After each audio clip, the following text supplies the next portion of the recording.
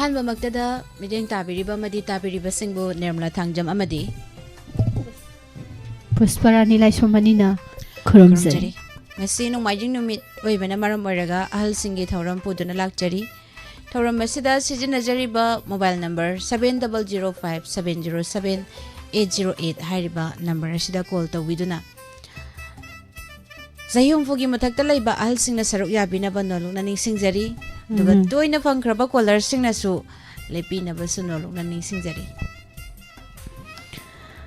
Number ꯑꯃꯨꯛꯇꯪꯒ ꯍꯟꯅ ꯅꯤꯡꯁꯤꯡꯖꯔꯤ 7005707808 number ꯑꯁꯤꯗ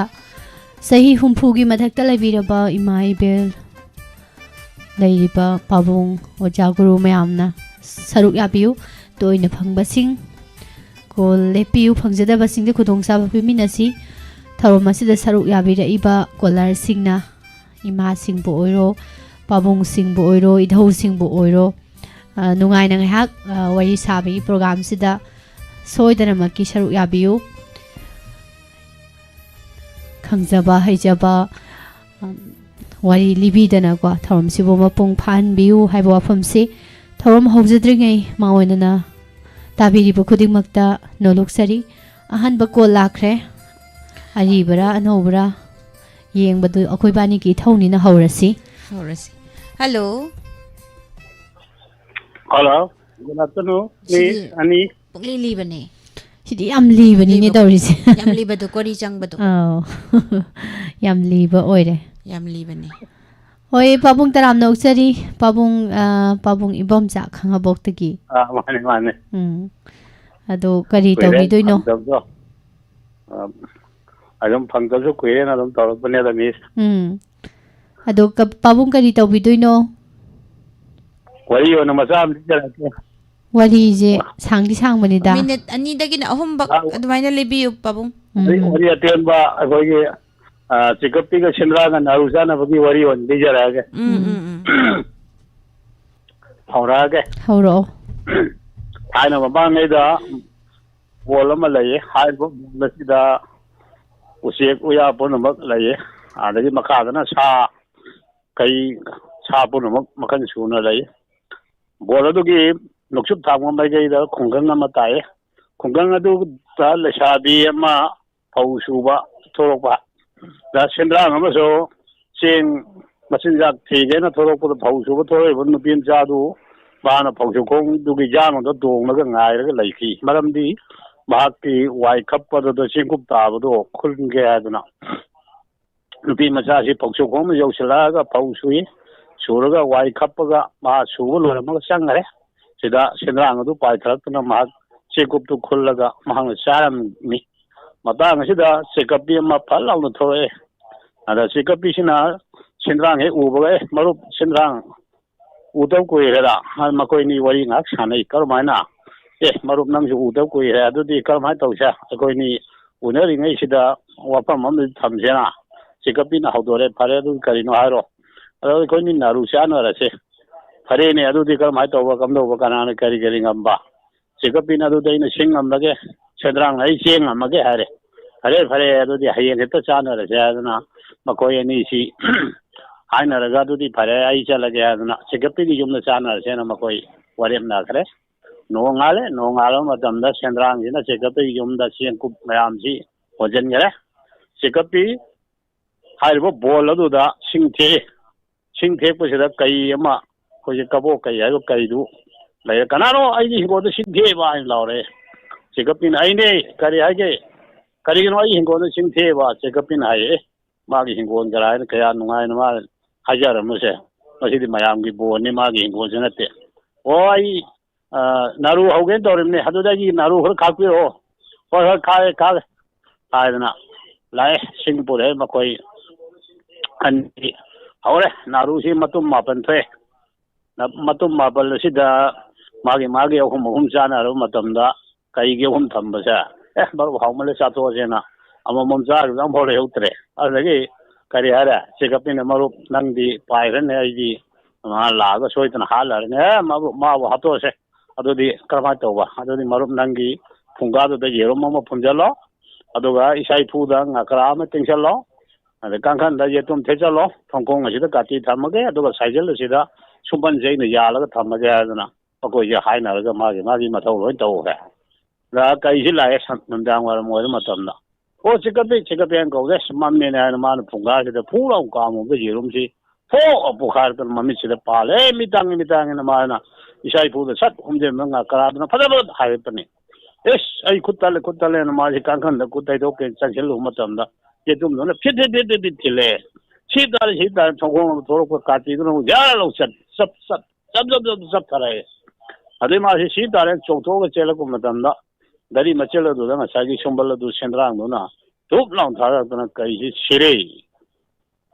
ꯑꯗꯩ ꯃꯈꯣꯏ ꯑꯅꯤꯅ ꯃꯔꯨꯞ ꯃꯁꯤꯅꯦ ꯐꯠꯇꯕ ꯃꯤ ꯑꯗꯨ ꯃꯁꯥꯅ ꯁꯤꯕ ꯃꯁꯥꯅ ꯇꯥꯕꯅꯤ ꯁꯤꯖꯔꯁꯅꯨ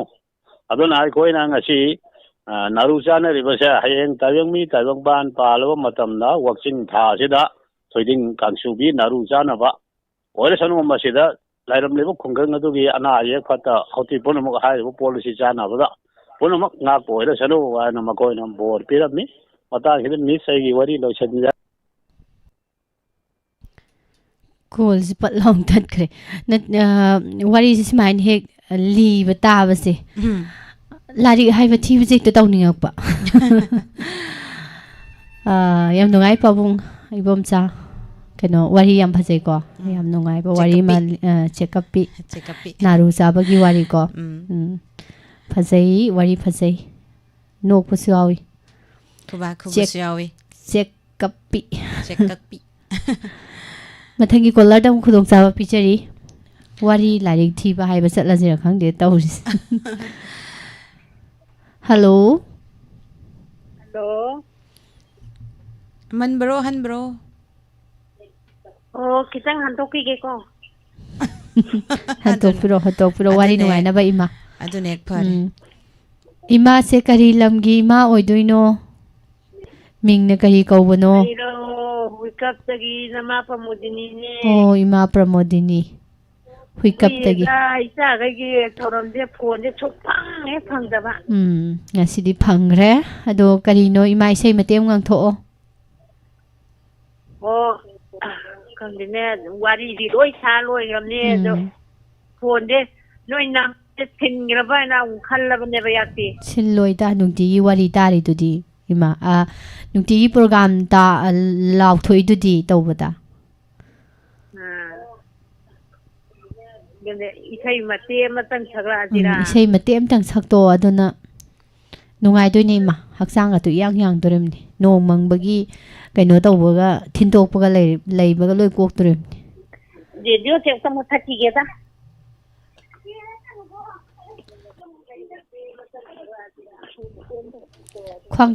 ꯈ꯭ꯋꯥꯡꯆꯦꯠ ꯃꯆꯤ ꯂꯥꯡꯖꯜꯂꯣ ꯏꯃꯥ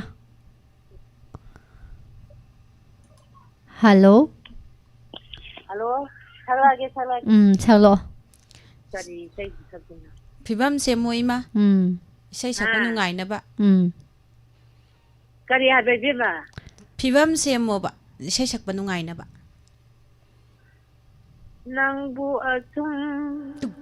ꯅꯤꯡꯁꯤꯡꯗꯨꯅ ꯂꯩꯔꯦ ꯃꯤꯀꯨꯞ ꯑꯃ ꯅꯪꯕꯨ ꯀꯥꯎꯕ ꯉꯝꯗ꯭ꯔꯦ ꯂꯝꯗꯝ ꯄꯣꯊꯥꯔꯁꯤꯒꯦ ꯃꯤꯀꯨꯞ ꯑꯃꯇꯪ ꯅꯪꯕꯨ ꯑꯁꯨꯝ ꯅꯤꯡꯁꯤꯡꯗꯨꯅ ꯂꯩꯔꯦ ꯀꯨꯏꯅ ꯁꯛꯇ꯭ꯔꯕꯅꯤꯅꯅꯦ ꯐꯣꯟꯒꯁꯦ ꯅꯤꯛ ꯅꯤꯛ ꯂꯥꯎꯔꯤꯗ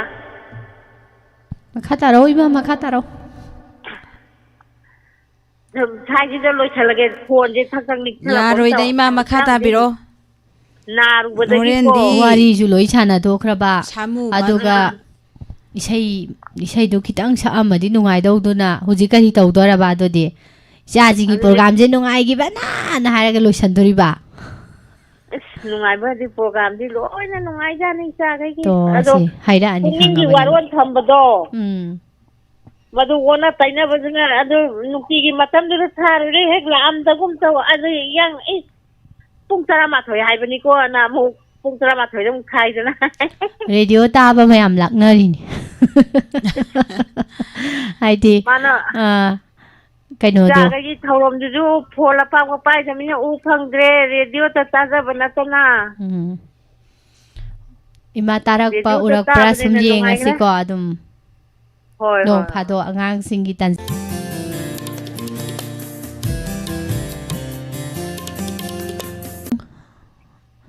ꯄꯥꯕꯨꯡꯒꯤ ꯏꯁꯩ ꯐꯖꯕ ꯑꯃꯃꯨꯛ ꯇꯥꯔꯦ ꯄꯥꯕꯨꯡ ꯀꯣꯜ ꯐꯪꯉꯝꯅꯤꯅ ꯍꯣꯏ ꯏꯟꯊꯝꯊꯥꯁꯤ ꯏꯪꯉꯤꯀꯣ ꯑꯗꯨꯃꯥꯏ ꯍꯥꯏꯅꯩ ꯍꯧꯖꯤꯛꯁꯤ ꯃꯩꯐꯨ ꯌꯥꯏꯕ ꯍꯧꯔꯝꯅꯤ ꯍꯧꯖꯤꯛ ꯈꯛꯇ ꯍꯧꯔꯤꯕ꯭ꯔꯣ ꯄꯥꯕꯨꯡ ꯍꯧꯖꯤꯛ ꯈꯛꯇ ꯍꯧꯔꯤ ꯑꯩꯈꯣꯏꯗꯤ ꯀꯨꯏꯔꯦ ꯃꯩ ꯇꯦꯛꯇ꯭ꯔꯁꯨ ꯌꯥꯅꯕ ꯏꯁꯩ ꯑꯝꯇꯪ ꯂꯥꯟꯊꯣꯔꯛꯀꯦꯀꯣ ꯍꯣꯏ ꯄꯥꯕꯨꯡ ꯏꯁꯩꯁꯤ ꯀꯩ ꯏꯁꯩꯅꯣ ꯁꯛꯇꯧꯕꯁꯤ ꯉꯥꯏꯍꯥꯛꯇꯪ ꯈꯟꯈꯤꯒꯦꯀꯣ ꯃꯤꯅꯤꯠ ꯀꯌꯥ ꯈꯟꯗꯣꯏꯅꯣ ꯄꯥꯕꯨꯡ ꯍꯥ ꯃꯤꯅꯤꯠ ꯀꯌꯥ ꯈꯟꯗꯣꯏꯅꯣ ꯁꯦꯀꯦꯟ ꯑꯃꯅꯤ ꯍꯦꯛꯇ ꯁꯦꯀꯦꯟ ꯑꯃꯅꯤ ꯌꯥꯔꯦ ꯂꯩꯔꯦ ꯑꯣꯀꯦ ꯂꯩꯔꯦ ꯍꯣ ꯂꯩꯔꯦ ꯂꯩꯔꯦ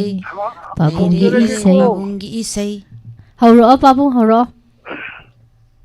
ꯄꯣꯊꯥꯐꯝ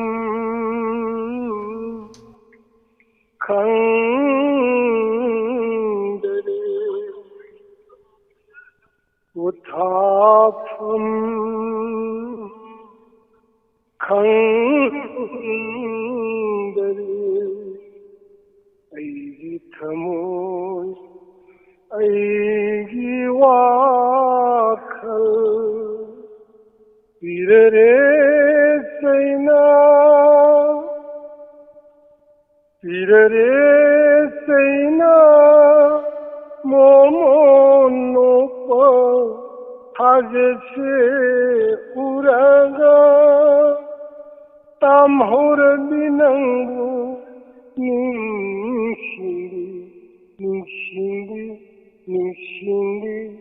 ꯅꯤꯡꯁꯤꯡꯂꯤ ꯄꯥꯇꯤ ꯂꯥꯏꯖ ꯏꯃꯥꯏꯗ ꯅꯨꯡꯁꯤ ꯃꯤꯔꯦꯟ ꯇꯥꯔꯦ ꯏꯊꯛꯀꯤ ꯄꯣꯝꯂꯛꯇ ꯀꯦꯀꯨꯂꯣꯇꯤ ꯁꯥꯟꯅꯔꯔꯦ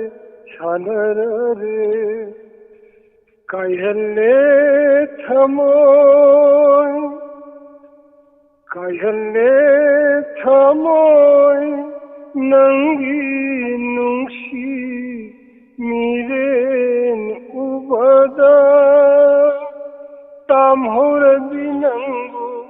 ꯅꯤꯡꯁꯤꯡꯂꯤ ꯑꯗꯨꯉꯩ ꯅꯪꯒꯤ ꯅꯨꯡꯁꯤ ꯁꯩꯔꯣꯡ ꯀꯥꯌꯥ ꯑꯗꯨꯉꯩ ꯅꯪꯒꯤ ꯅꯨꯡꯁꯤ ꯁꯩꯔꯣꯡ ꯀꯥꯌꯥ ꯈꯣꯡꯊꯥꯡ ꯌꯩꯔꯔꯦ ꯆꯤꯡꯒꯣꯟ ꯅꯨꯡꯁꯤꯗ ꯅꯪꯒꯤ 이세 뭉시라봐서 능기 이시 수는일래 능기 이시 수는일래 멜로야 마이 찍고 기장이 파이에 기장이 사는데 ꯄꯥꯕꯨꯡ ꯉꯁꯤꯒꯤꯗꯤ ꯃꯩꯗꯣ ꯌꯥꯝ ꯀꯩꯅꯣ ꯇꯧꯗ꯭ꯔꯁꯨ ꯌꯥꯔꯅꯤꯀꯣ ꯑꯗꯨꯗꯤ ꯏꯁꯩ ꯃꯇꯦꯛ ꯑꯃ ꯉꯥꯡꯊꯣꯛꯈ꯭ꯔꯃꯤꯅ ꯑꯣꯟꯊꯣꯛꯅ ꯅꯨꯡꯁꯤꯈ꯭ꯔꯦ ꯄꯥꯕꯨꯡꯒꯤ ꯈꯣꯟꯖꯦꯜꯁꯦ ꯏꯁꯩ ꯑꯃ ꯔꯦꯀꯣꯔꯠ ꯇꯧꯔꯒ ꯊꯝꯃꯝꯕꯕꯨ ꯌꯥꯅꯤ ꯀꯩꯅꯣ ꯆꯍꯤ ꯌꯥꯝꯖꯔꯁꯨ ꯋꯥ ꯍꯥꯏꯔꯛꯄꯗ ꯑꯍꯟ ꯌꯥꯝ ꯃꯥꯜꯂꯒꯁꯨ ꯏꯁꯩ ꯍꯦꯛ ꯁꯛꯇꯣꯔꯛꯄꯗꯗꯤ ꯍꯧꯖꯤꯛꯀꯥꯟꯒꯤ ꯅꯍꯥ ꯀꯆꯥ ꯍꯥꯏꯇꯥꯔꯦ ꯁꯨꯔꯗꯒꯤ ꯈꯣꯟꯖꯦꯜꯗꯒꯤ ꯂꯣꯏꯅ ꯍꯦꯛ ꯅꯨꯡꯁꯤ ꯄꯥꯕꯨꯡꯁꯦ ꯈꯤꯇꯪ ꯂꯥꯡꯂꯞ ꯇꯧꯕ ꯏꯁꯩ ꯑꯃ ꯁꯛꯍꯟꯁꯦ ꯑꯗꯨꯗꯤ ꯀꯔꯤ ꯏꯁꯩ ꯁꯛꯍꯟꯁꯤꯒꯦ ꯑꯩꯗꯤ ꯉꯥꯎꯕ ꯍꯜꯂꯒꯦ ꯑꯗꯨꯗꯤ ꯂꯤꯔꯦꯗꯅ 이사먹기주 이사리 엄청 난독비오잖아. ꯍꯣꯏ ꯑꯗꯣ ꯄꯥꯕꯨꯡ ꯏꯁꯩ ꯑꯔꯥꯡꯕ ꯍꯥꯏꯕ ꯑꯔꯥꯡꯕ ꯏꯁꯩ ꯑꯃꯇꯪꯒ ꯁꯛꯄꯤꯔꯝꯃꯨ ꯄꯥꯕꯨꯡ ꯍꯧꯖꯤꯛꯀꯥꯟꯒꯤ ang아오 이사리 뭐가 ꯑꯔꯥꯡꯕ ꯑꯔꯥꯡ ꯁꯛꯀꯦ ꯑꯗꯨꯗꯤ ꯍꯧꯖꯔꯛꯑꯒꯦꯀꯣ ꯍꯧꯖꯤꯛꯀꯥꯟꯒꯤꯅꯤꯀꯣ ꯄꯥꯕꯨꯡ ꯍꯧꯔꯒꯦ ꯄꯥꯕꯨꯡꯅ ꯊꯣꯛꯄ ꯑꯃ ꯁꯛꯂꯛꯑꯗꯤ ꯈꯪꯉꯦ ꯍꯧꯖꯔꯒꯦꯀꯣ ꯑꯥꯎ ꯑꯩꯗꯤ ꯉꯥꯎꯕ ꯇꯣ ꯍꯜꯂꯒꯦ ꯑꯩꯗꯤ ꯉꯥꯎꯕ ꯍꯜꯂꯒꯦ ꯄꯥꯔꯤ ꯍꯧꯗꯣꯡ ꯂꯝꯕꯣꯏꯕ ꯇꯤꯡ ꯇꯤꯡ ꯆꯥꯎꯔꯣ ꯃꯇꯝꯅ ꯂꯩꯔꯤꯉꯩ ꯆꯥꯎꯔꯣ ꯇꯤꯡ ꯇꯤꯡ ꯆꯥꯎꯔꯣ ꯊꯕꯤꯅ ꯀꯥꯔꯤꯉꯩ ꯀꯥꯍꯣꯔꯣ ꯑꯩꯗꯤ ꯉꯥꯎꯕ ꯍꯜꯂꯒꯦ ꯑꯩꯗꯤ ꯉꯥꯎꯕ ꯍꯜꯂꯒꯦ फजबनीदा नुमाइबनीदा फजबनीदा नुमाइबनीदा चारु खुदिन हावबनी यिंग खुदिन फजबनी सही मतांग चादरे ऐदी नाव हल्लगे है ऐदी नाव हल्लगे ऐदी नाव हल्लगे वखन मथेन लैरांगनी फजबचू यावबनी अथीबचू यावबनी हराम मोनी नोना नुसी मियें लंथाके चारु खुदिन हावबनी हो यिंग खुदिन फजबनी सही मतांग चादरे ऐदी नाव बहल्लगे है ऐदी नाव बहल्लगे ऐदी नाव बहल्लगे ऐदी नाव बहल्लगे ऐदी नाव बहल्लगे कई हुमुदा चुरबु काय नाव दong फजगरे पाबुंग थागसरी पाबुंग सही युसा हाबदा मते सो हेक सक्तो पिरामे नुआइजे लास्ट की वहाई से हौजिक को हनुरकान जही हुमद्रा सुरकान कराय दे ꯉꯥꯎꯗꯣꯏꯅꯣꯗ ꯍꯥꯏꯁꯦ इसाई की वानी बाबू ꯃꯊꯪꯒꯤ ꯀꯣꯂꯔꯗ ꯑꯃꯨꯛ ꯈꯨꯗꯣꯡ ꯆꯥꯕ ꯄꯤꯖꯔꯤ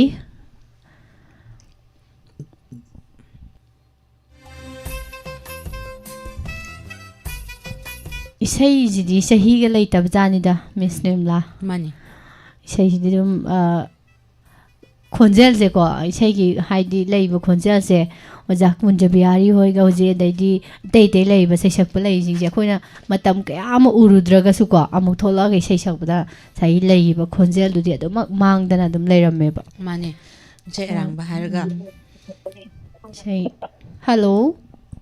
हेलो ꯃꯤꯡ ꯂꯩꯐꯝ ꯍꯥꯏꯕꯤꯌꯨ ꯃꯤꯡ ꯂꯩꯐꯝ ꯍꯥꯏꯕꯤꯌꯨ ꯁꯥꯔ ꯄꯥꯕꯨꯡ नाचौ चिंगोंदगी खोराकपम तोंबा ꯄꯥꯕꯨꯡꯁꯦ ꯉꯁꯤꯅ ꯑꯍꯥꯟꯕ ꯀꯣꯜ ꯐꯪꯕꯤꯕ ꯑꯣꯏꯗꯣꯔꯤꯔꯥ ꯑꯍꯜ ꯂꯣꯟꯒꯤ ꯊꯧꯔꯝꯒꯤ ꯑꯣꯏꯅ ngasina ahanbane be वारी नुंगाइनी ngasidi pabung ꯄꯥꯕꯨꯡꯁꯦ ꯉꯁꯤꯗꯤ ꯄꯥꯕꯨꯡꯗ ꯇꯥꯔꯦ ꯇꯧꯔꯤꯁꯦ pabung chahi humpu helabr hanbirabra pa kaya subire umfu mari sure humpu mari sure ado pabung se nasau-dagi nebako hoi nasau chingdong to ke mamangdagi ado pabung je ngasi kai mathen sabige hangam tam thong amaga adigi nga thongba amaga adudi karamba chai babu ha hangam thongbaga nga thongbaga do karamba sabige hena hawbado yongsak singju yawe do acham na khare am jare acham jab na kyang khare nuayena hoi hoi ꯑꯗꯣ ꯄꯥꯕꯨꯡ ꯑꯍꯜ ꯑꯣꯏꯁꯜꯂꯛꯑꯗꯤ ꯖꯤꯔꯤ ꯖꯤꯔꯤ ꯅꯥꯟꯕ ꯄꯣꯠꯀꯨꯝꯕ ꯆꯥꯕꯅ ꯈꯔ ꯄꯥꯝꯅꯒꯨꯝ ꯇꯧꯏ ꯌꯥꯔꯤꯈꯩꯗꯤ ꯑꯗꯨꯝ ꯀꯩꯁꯨ ꯀꯥꯏꯔꯝꯗꯦ ꯌꯥꯔꯛꯇ꯭ꯔꯀꯥꯟꯗꯗꯤ ꯑꯁ ꯉꯁꯥꯏꯒꯤ ꯍꯋꯥꯏ ꯊꯣꯡꯕꯒꯨꯝꯕ ꯈꯔ ꯁꯥꯏꯔꯣꯏꯗꯕ ꯑꯗꯨꯒꯨꯝꯕ ꯆꯥꯅꯤꯡꯉꯦ ꯑꯁꯦꯡꯕ ꯍꯦꯛ ꯍꯥꯏꯅꯔꯦ ꯄꯥꯕꯨꯡ ꯑꯗꯣ ꯋꯥꯔꯤ ꯃꯈꯥ ꯆꯠꯊꯗ꯭ꯔꯤꯉꯩꯗ ꯏꯁꯩ ꯃꯇꯦꯛ ꯑꯃꯇꯪ ꯄꯥꯕꯨꯡ ꯁꯣꯏꯗꯅ ꯏꯁꯩ ꯍꯩꯔꯝꯒꯅꯤ ꯈꯣꯟꯖꯦꯜꯁꯨ ꯌꯥꯝ ꯐꯖꯩ ꯏꯁꯩ ꯃꯇꯦꯛ ꯑꯃꯇꯪ ꯉꯪꯊꯣꯛꯄꯤꯔꯛꯑꯣ ꯍꯣꯏ ꯑꯩ ꯃꯩꯆꯥꯛ ꯐꯤꯂꯝꯒꯤ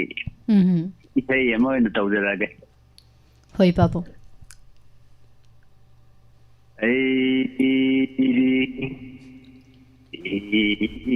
ꯏꯔꯨ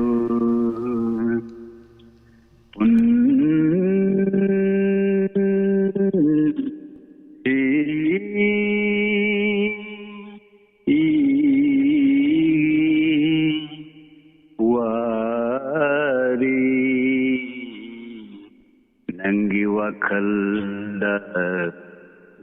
ꯖꯔꯛꯄ ꯄꯨꯟꯁꯤꯅꯤ ꯑꯩꯒꯤ ꯉꯁꯤꯁꯨ ꯂꯦꯟꯈꯤꯅꯤ ꯑꯩꯒꯤ ꯄꯨꯟꯁꯤ ꯏꯊꯟꯇ ꯑꯩꯗꯤ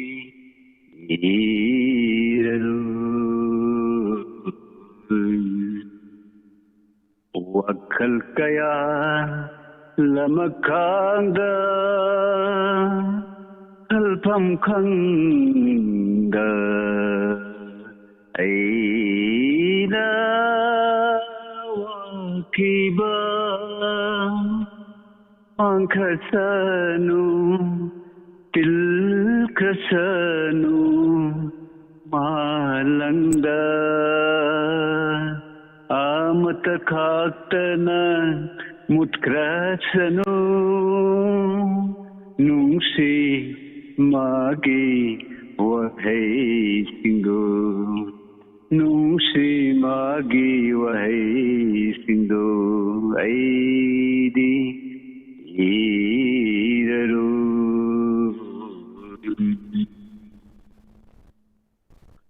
ꯋꯥꯈꯜ ꯀꯌꯥ ꯂꯃꯈꯥꯡꯗ ꯈꯜꯐꯝ ꯈꯪꯗ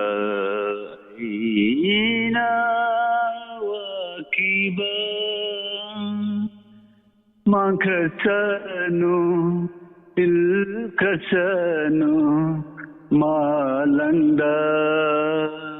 ꯑꯃꯇ ꯈꯥꯛꯇꯅ ꯃꯨꯠꯈ꯭ꯔꯁꯅꯨ ꯅꯨꯡꯁꯤ ꯃꯥꯒꯤ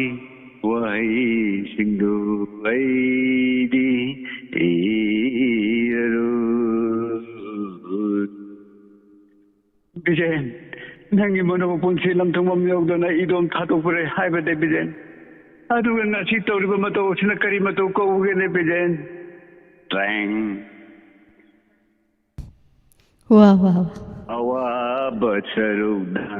ꯌꯥꯝ ꯍꯧꯔꯕ ꯍꯧꯈꯤꯕ ꯊꯧꯗꯣꯛꯁꯤꯡꯅ ꯋꯥꯍꯜꯂꯝꯕ ꯑꯋꯥꯕ ꯁꯔꯨꯛꯅ ꯌꯥꯝ ꯍꯧꯔꯕ ꯍꯧꯈꯤꯕ ꯊꯧꯗꯣꯛꯁꯤꯡꯅ ꯋꯥꯍꯜꯂꯝꯕ ꯃꯩꯔꯤ ꯊꯣꯛꯇꯅ ꯆꯥꯛꯂꯕ ꯊꯃꯣꯏꯁꯦ ꯃꯩꯔꯤ ꯊꯣꯛꯇꯅ ꯆꯥꯛꯂꯕ ꯊꯃꯣꯏꯁꯦ ꯕꯦꯝ ꯁ꯭ꯋꯥꯏꯗ ꯂꯣꯏꯁꯤꯟꯖꯔꯒꯦ ꯄꯥꯕꯨꯡꯁꯦ ꯁꯤꯒꯤ ꯃꯩꯆꯥꯛ ꯐꯤꯂꯝꯁꯦ ꯊꯣꯛꯂꯛꯄ ꯀꯥꯟꯗ ꯄꯥꯕꯨꯡꯁꯦ ꯆꯍꯤ ꯀꯌꯥꯃꯨꯛ ꯁꯨꯔꯦ ꯄꯥꯕꯨꯡ ꯃꯁꯤ ꯃꯩꯆꯥꯛꯁꯤ ꯊꯣꯛꯂꯛꯄ ꯀꯥꯟꯗ ꯆꯍꯤ 10 ꯈꯔ ꯍꯦꯜꯂꯕ꯭ꯔꯥ ꯀꯔꯝ ꯇꯧꯔꯦ ꯄꯥꯕꯨꯡꯁꯦ ꯊꯋꯥꯏ ꯇꯥꯅ ꯌꯦꯡꯕꯤꯔꯝꯒꯗꯕ ꯃꯥꯜꯂꯦ ꯊꯋꯥꯏ ꯇꯥꯅꯁꯨ ꯌꯦꯡꯉꯝꯗꯧ ꯃꯥꯜꯂꯦ ꯑꯩ ꯋꯥꯈꯜꯗꯗꯤ ꯄꯥꯕꯨꯡꯁꯦ ꯁꯤꯒꯤ ꯏꯁꯩꯁꯦ ꯄꯥꯕꯨꯡꯅꯒ ꯁꯛꯀꯦ ꯀꯥꯏꯅ ꯍꯥꯟꯅ ꯇꯧꯔꯝꯕꯗꯧ ꯃꯥꯜꯂꯦ ꯈꯣꯟꯖꯦꯜꯁꯨ ꯆꯞ ꯃꯥꯟꯅꯩ ꯈꯣꯟꯖꯦꯜꯁꯨ ꯑꯣꯖꯥ ꯑꯍꯩꯕꯝ ꯁ꯭ꯌꯥꯝ ꯑꯗꯩ ꯑꯣꯖꯥ ꯇꯤꯖꯦꯟꯗ꯭ꯔꯅꯁꯨ ꯁꯛꯏꯀꯣ ꯏꯁꯩꯁꯦ ꯑꯗꯣ ꯗꯥꯏꯂꯣꯒꯁꯨ ꯌꯥꯝ ꯍꯩ ꯀꯃꯥꯏꯅ ꯇꯧꯔꯤꯅꯣ ꯄꯥꯕꯨꯡ ꯗꯥꯏꯂꯣग ꯑꯝꯇ ꯇꯧꯕꯤꯔꯛꯎꯕ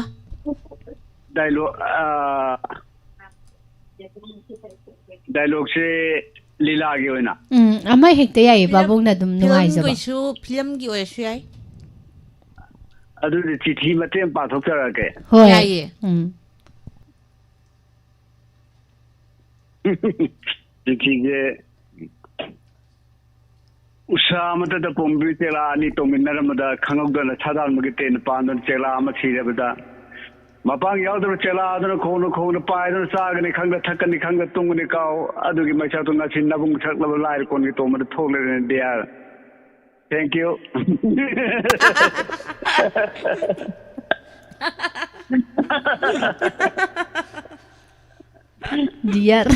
dear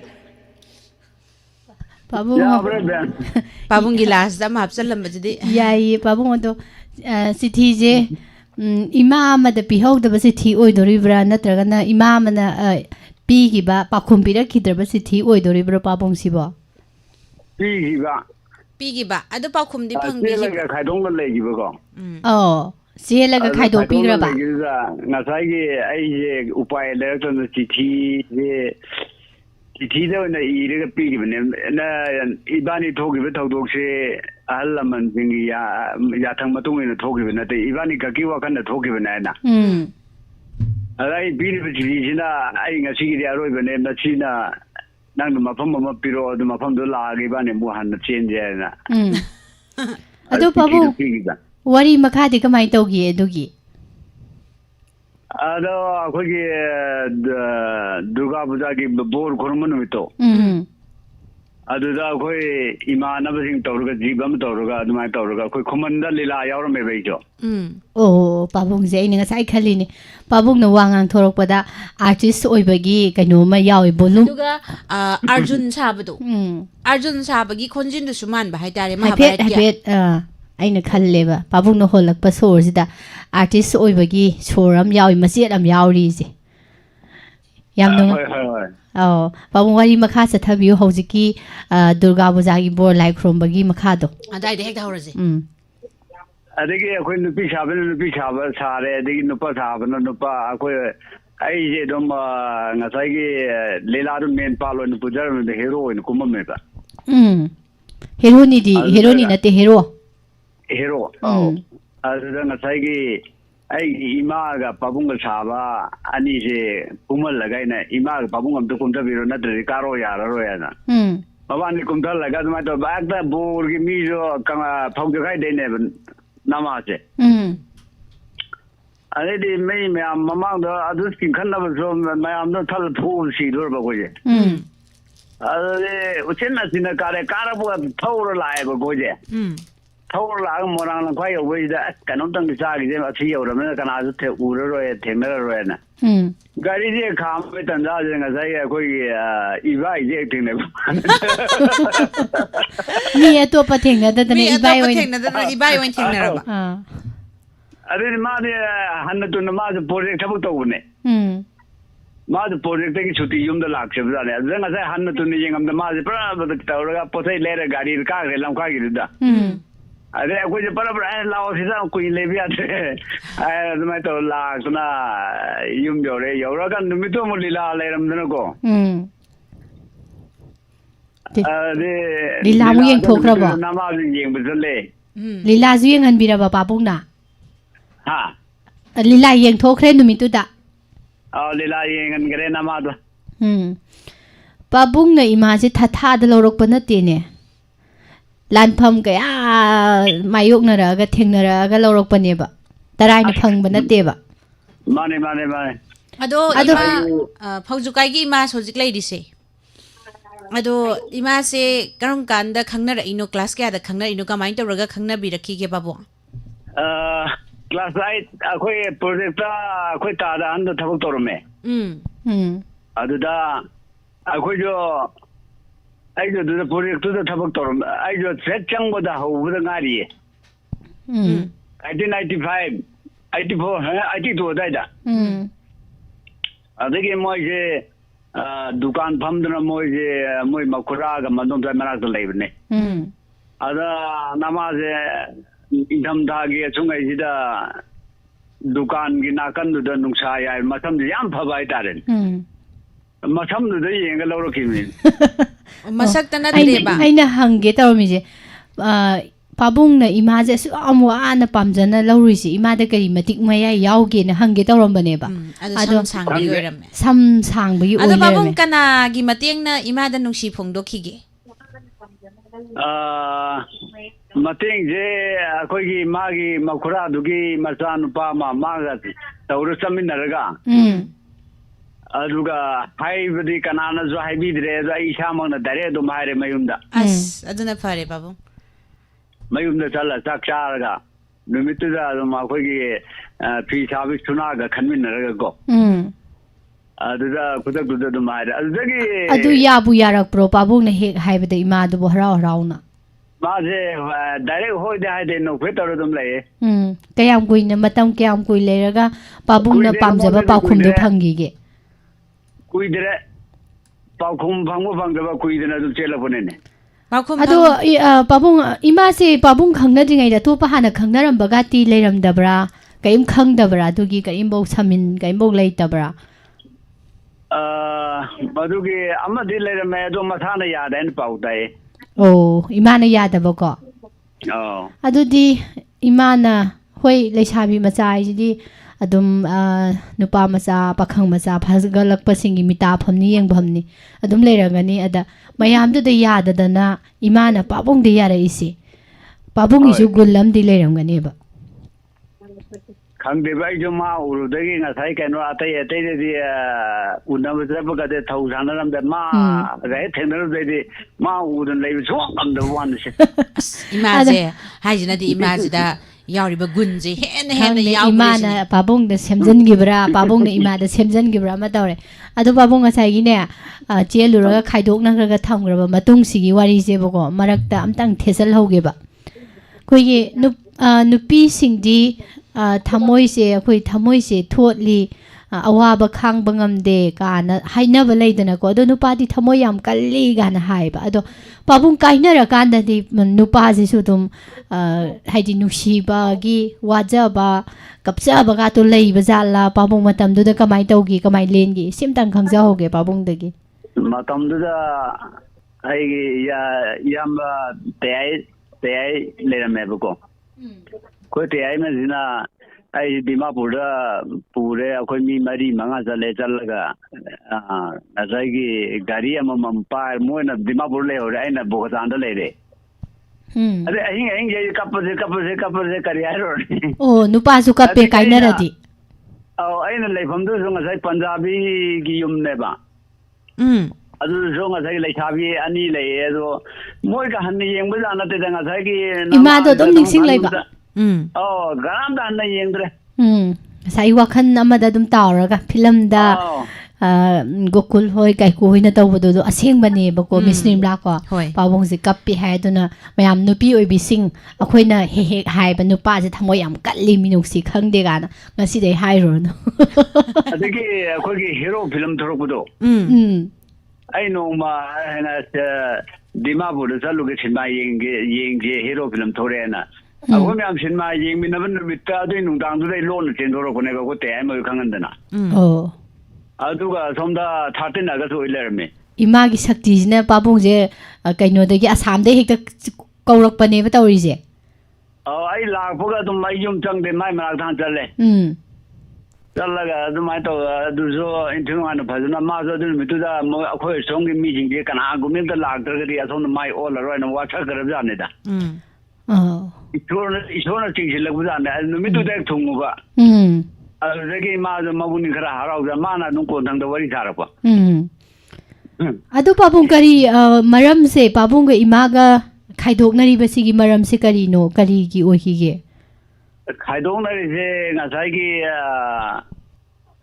ma du khara angang oi adagi tanjalu na ma chelak nu mi se asigi wari di sangre samjalaga jaba samjalaga litho mo pabung akoi ima operation to we ko nungi rimsa operation to udu danga saigi operation mi du da mama ge operation mi du da nupi che le na hello tari pabung dum libiro adu da ji ngao re ngao na na ya ge dam kanna somda anai ki am lu ba tan pham du da pabung na nupi chen jale e na saw bagi ni ko adu di hoi thao bu ta ne ai nu ngasai gi akhoi ibai gi mama do leitre na chapne ngasai gi ana si re mi do isin kho le me de chawning de mai mara chang da za da gi khangau du nai khangau du chela ko ne ado pabung anirak suba sen badadi karimta thokhidrabara adum nuksinana luhong khongdong dana adum leire ko lohong dre chumna la khol to ado pabung luhong ning baga ti phaudro phawe athaji lohong ba chapse lohong ba ma chapse lohong ning na ai ibani su yar de allo se lohong dre na dum da phagi oi kari hai phagi ni ai ga aseng budi oi ning ba hong hong da budugi hoi ꯌꯥꯝ ꯅꯨꯡꯉꯥꯏ ꯑꯗꯣ ꯄꯥꯕꯨꯡ ꯑꯉꯥꯡꯗꯤ ꯀꯌꯥ ꯂꯩꯕꯤꯒꯦ ꯏꯆꯥ ꯀꯌꯥꯅꯣ ꯀꯃꯥꯏ ꯍꯧꯖꯤꯛ ꯀꯃꯥꯏ ꯂꯩꯔꯤ ꯌꯨꯝ ꯄꯥꯟꯕ ꯂꯣꯏꯔꯦ ꯂꯣꯏꯅꯃꯛ ꯂꯣꯏꯔꯦ ꯑꯗꯨꯗꯤ ꯍꯧꯖꯤꯛꯇꯤ ꯚꯥꯕꯣꯛ ꯑꯣꯏ ꯂꯩꯔꯅꯤꯅꯦ ꯄꯥꯕꯨꯡ ꯍꯣꯏꯗꯤꯀꯣ ꯏꯁꯨ 7 ꯁꯨꯔꯦ ꯏꯃꯥꯏ ꯄꯦꯝꯃ ꯗꯔꯖꯜ ꯑꯃ ꯐꯥꯔꯛꯇꯣꯔꯦ ꯐꯥꯔꯛꯀꯗꯣꯔꯦ ꯌꯥꯝ ꯅꯨꯡꯉꯥꯏ ꯄꯥꯕꯨꯡ ꯏꯆꯨ ꯅꯨꯄꯥ ꯑꯍꯟꯗꯣ ꯀꯨꯝꯁꯤ ꯃꯤꯇꯤꯡ ꯊꯥꯗꯣꯔꯤꯌꯦ ꯆꯥꯎꯔꯦ ꯑꯗꯨꯗꯤ ꯑꯗꯣ ꯄꯥꯕꯨꯡ ꯏꯃꯥꯁꯤ ꯍꯥꯏꯅ ꯇꯧꯗꯅ ꯅꯨꯡꯁꯤꯅꯅ ꯂꯩꯔꯛꯑꯦ ꯑꯗꯣ ꯁꯨꯃꯥꯏꯅ ꯁꯨꯝ ꯂꯩꯃꯤꯟꯅꯔꯀꯥꯟꯗꯗꯤ ꯃꯣꯠ ꯆꯥꯟꯅꯗꯕꯤꯒ ꯍꯥꯏꯗꯅꯀꯣ ꯄꯥꯕꯨꯡꯅ ꯍꯦꯛ ꯍꯥꯏꯕꯁꯤ ꯏꯃꯥꯅ ꯍꯦꯛ ꯇꯧꯗ ꯑꯗꯩ ꯏꯃꯥꯅ ꯍꯦꯛ ꯄꯥꯝꯕꯁꯤ ꯄꯥꯕꯨꯡꯅ ꯍꯦꯛ ꯄꯥꯝꯗ ꯑꯗꯨꯒꯨꯝꯕꯒꯗꯤ ꯊꯣꯛꯇꯕ꯭ꯔꯥ ꯀꯃꯥꯏꯅ ꯇꯧꯏ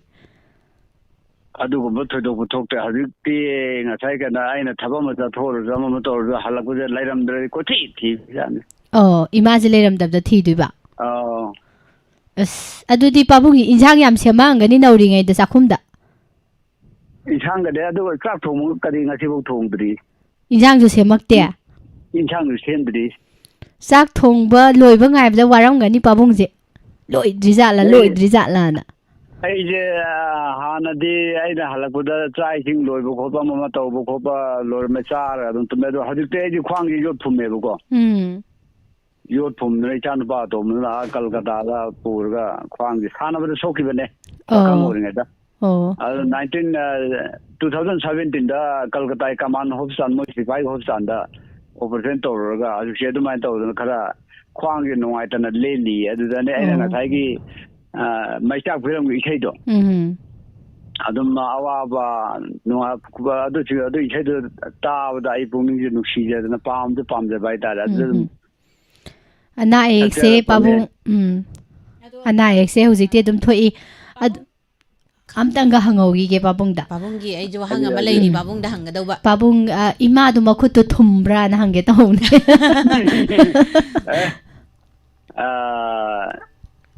ꯊꯣꯡꯕ ꯃꯦꯠꯄ ꯈꯣꯠꯄꯁꯦ ꯅꯃꯥꯅ ꯇꯧꯔꯤꯒꯩꯗꯤ ꯍꯥꯎꯔꯦ ꯑꯗꯨꯗꯤ ꯍꯥꯎꯅꯤ ꯃꯥꯟꯅꯗꯦ ꯑꯗꯨꯗꯤ ꯁꯣꯏ ꯍꯥꯏꯔꯛꯑꯅꯤꯁꯦ ꯑꯩ ꯈꯟꯈ꯭ꯔꯦꯕ ꯄꯥꯈꯪ ꯑꯣꯏꯔꯤꯉꯩꯒꯤ ꯋꯥꯔꯤ ꯑꯃꯇ ꯍꯪꯖꯒꯦꯀꯣ ꯏꯃꯥꯁꯦ ꯄꯥꯕꯨꯡꯅ ꯅꯨꯡꯁꯤ ꯐꯣꯡꯗꯣꯛꯎꯔꯒ ꯀꯨꯏꯗ꯭ꯔꯤꯉꯩꯗ ꯑꯗꯨꯝ ꯆꯦꯜꯂꯦꯅ ꯍꯥꯏꯔꯦ ꯑꯗꯨ ꯀꯌꯥꯔꯛꯇꯤ ꯎꯅꯕꯤꯍꯧꯒꯦ ꯍꯥꯏꯗꯤ ꯄ꯭ꯔꯣꯒ꯭ꯔꯥꯝꯒ ꯆꯠꯄꯗꯣ ꯄ꯭ꯔꯣꯒ꯭ꯔꯥꯝꯁꯦ 4ꯔꯛꯀꯨꯝꯕ ꯎꯅꯈꯤ ꯃꯥꯜꯂꯦ ꯃꯁꯤꯡ ꯊꯤꯕ ꯌꯥꯏꯑꯕꯀꯣ ꯄꯥꯕꯨꯡꯒꯤꯁꯦ ꯀꯨꯏꯗꯦ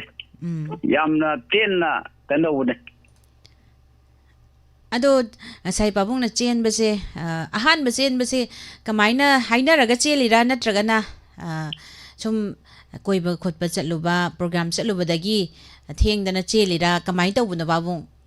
ꯑꯀꯣꯟꯕꯒꯤ ꯆꯦꯟꯕꯗꯨꯕꯨꯗꯤ ꯈꯪꯖꯔꯦ ꯍꯥꯏꯅꯕ ꯈꯣꯠꯅꯕ ꯑꯃꯐꯥꯎ ꯅꯠꯇꯦꯕꯀꯣ ꯃꯣꯏꯒꯤ ꯃꯈꯨꯔꯥꯒꯤ ꯃꯆꯥꯅꯨꯄꯤ ꯑꯃ ꯂꯩ ꯑꯗꯨꯗ ꯑꯁꯨꯃꯥꯏꯅ ꯇꯧꯗꯅ ꯑꯩꯗꯤ ꯀꯨꯏꯅ ꯂꯩꯅꯤꯡꯗ꯭ꯔꯦꯅ ꯍꯥꯏꯕ ꯑꯁꯨꯃꯥꯏꯅ ꯀꯨꯏꯅ ꯂꯩꯅꯤꯡꯗ꯭ꯔꯦ ꯄꯨꯅꯤꯡꯉꯦꯅ ꯍꯥꯏꯕ ꯑꯗꯨꯗꯤ ꯃꯥꯅ ꯇꯧꯔꯒ ꯑꯗꯨꯗ ꯑꯗꯨꯝ ꯄꯣꯔꯛꯄꯅꯤꯅꯦ ꯃꯤ ꯄꯥꯕꯨꯡꯒꯤ ꯏꯃꯥ ꯑꯣꯄꯔꯦꯁꯟ ꯇꯧꯔꯤꯕꯅꯦꯕ ꯅꯨꯃꯤꯠꯁꯦ ꯄꯥꯕꯨꯡꯅ ꯏꯃꯥ ꯆꯦꯜꯂꯨꯏ ꯅꯨꯃꯤꯠꯁꯦ ꯑꯗꯨ ꯌꯦꯡꯉꯨꯅꯦ ꯊꯨꯅ ꯂꯩꯅꯤꯡꯗ꯭ꯔꯦ ꯀꯨꯏꯅ ꯂꯩꯅꯤꯡꯗ꯭ꯔꯦꯅ ꯍꯥꯏꯁꯤ ꯇꯥꯗ꯭ꯔꯥ ꯌꯥꯝ ꯅꯨꯡꯉꯥꯏ ꯑꯗꯨ ꯄꯥꯕꯨꯡ ꯑꯩꯈꯣꯏꯅ ꯋꯥꯔꯤ ꯁꯥꯟꯅꯩꯁꯦ ꯏꯃꯥꯗꯤ ꯇꯥꯗꯕ꯭ꯔꯥ ꯏꯃꯥꯗꯤ ꯈꯪꯗꯕ꯭ꯔꯥ ꯄꯥꯕꯨꯡ ꯔꯦꯗꯤꯑꯣ ꯇꯥꯕꯒꯤ